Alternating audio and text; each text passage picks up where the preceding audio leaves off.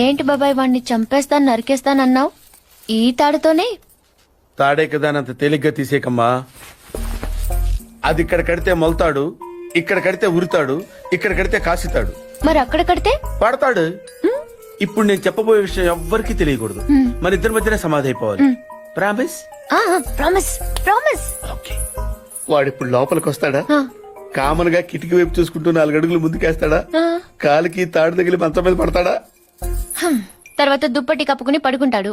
అందుకే ఆ ఫెసిలిటీ లేకుండా మంచం మీద దుప్పటి, మంచం కింద ఈనట్లు 2 తీసేశా. ఇప్పుడు వాడెళ్ళి దాని మీద పడగానే బోల్ట్లు లేవు కాబట్టి ముందు మంచం విరుగుతుంది, తర్వాత వాడి బాడీ నేలకు గుద్దుకుంటుంది. ఫట్ మన ఎముకలు విరిగిన సౌండ్ అని పెద్ద ఆర్తనాదం. ట్రాక్టర్ వెళ్తుంది, డాక్టర్ వస్తాడు, నడుం విరిగిందని చెప్తాడు.